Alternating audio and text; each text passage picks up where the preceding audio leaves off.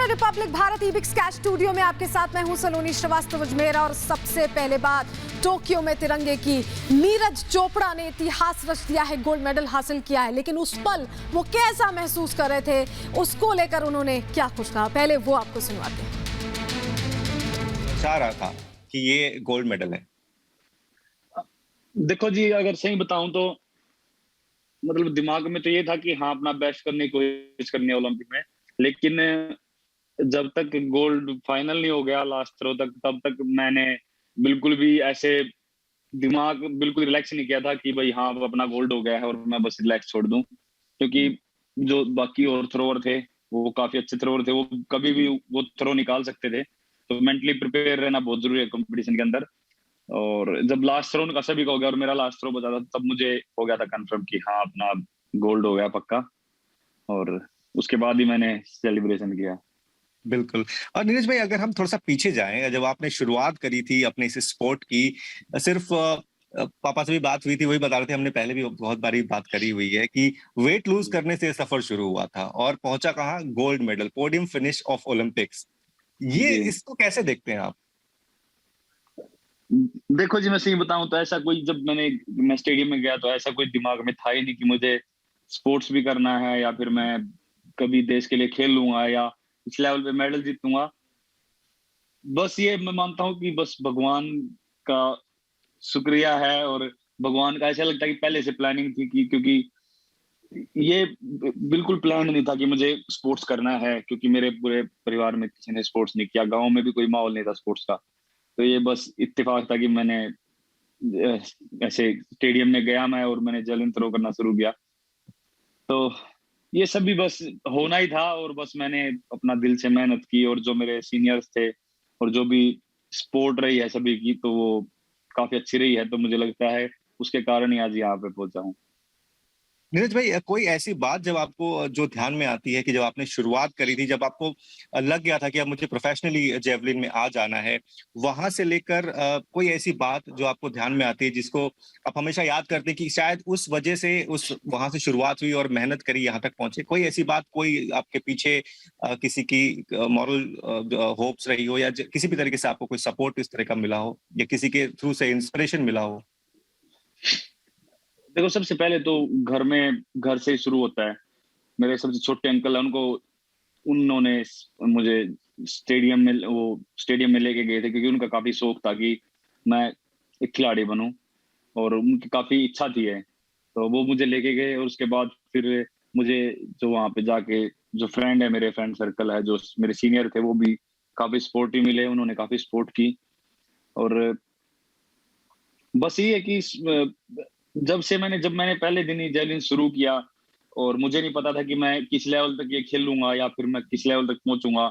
बस पता नहीं क्यों मुझे एक जेवलिन से अजीब सा लगाव हो गया था। तो मैंने उसी दिन से ही अपना प्रोफेशनल जेवलिन को मतलब ऐसे चुन लिया था। चाहे मेरा रिजल्ट कुछ नहीं था, या फिर मैं किसी भी लेवल पे खेला नहीं था, और बिल्कुल जीरो रिजल्ट था उस टाइम पे। और बस फिर भी कहीं ना कहीं मन में ये था कि हाँ, बस ये स्पोर्ट्स करना है और इसके लिए हार्ड वर्क करना है। तो काफी टाइम लगा रिजल्ट आने में, लेकिन हाँ, वो अच्छा रिजल्ट आया। रिजल्ट हाँ जी। पोडियम फिनिश, मतलब कल से लेकर आज तक में आप किस तरीके से अपने आप में चेंज आपको नजर आता है? एक कंप्लीट लाइफ चेंज जिसको बोलते हैं, उसको आप जी, कैसे देख रहे हैं? बिल्कुल। देखो, एक अपने खासकर एथलेटिक्स में, इंडिया में देखो ओलंपिक में गोल्ड आया हुआ है पहले अभिनव बिंद्रा जी का। और अ, एक एथलेटिक्स का सबसे बड़ा सपना था कि मेडल आने का।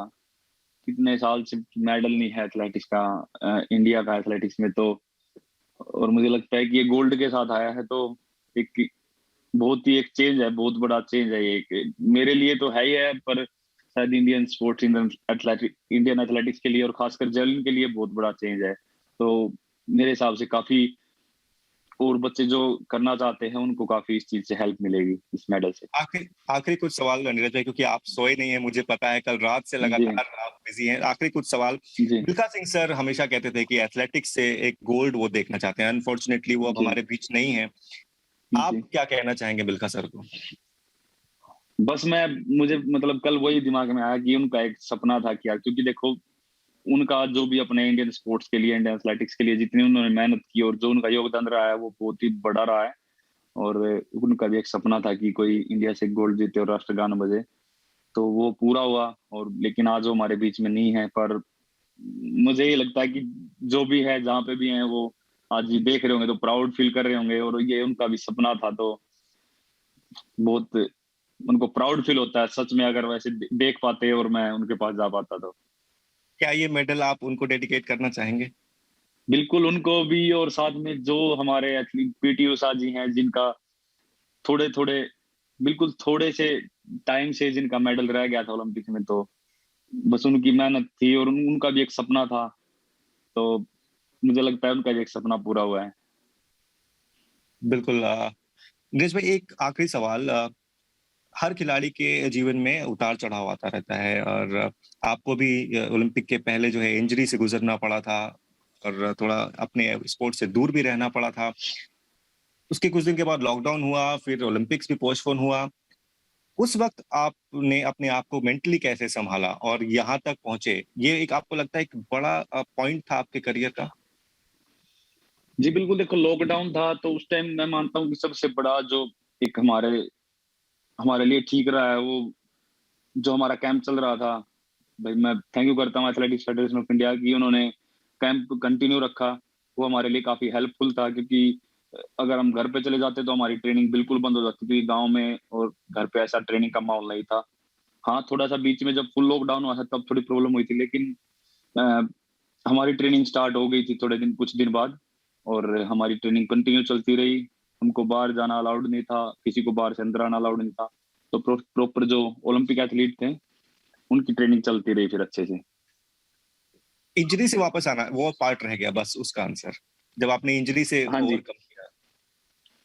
इंजरी तो देखो जी, एक खिलाड़ी की लाइफ का एक हिस्सा है, और थोड़ा सा मुश्किल होता है उस टाइम पे मानना, लेकिन वही था कि हम उसको बदल नहीं सकते, वो अपना टाइम लेगी, जो जब जितना रिकवर होने में उसको टाइम चाहिए। तो बस कोशिश यही की थी कि बस अपना इसका अच्छे से रिहैब करूं, और अपना आने वाले जो भी कॉम्पिटिशन है, जो भी मेरे गेम्स हैं, उन पे फोकस रखूं, और जो जितना अभी मैं अपने आप को प्रिपेयर कर सकता हूं अभी से स्टार्ट कर दूं, क्योंकि वही मेरे पास टाइम था कि मैं कितने अच्छे से कमबैक करूं, और काफी अच्छा कमबैक हुआ था इंजरी के बाद। और मैं तो रिपब्लिक भारत से एक्सक्लूसिव बातचीत में आपने सुना कि किस तरह से नीरज चोपड़ा ने ये सफर तय किया।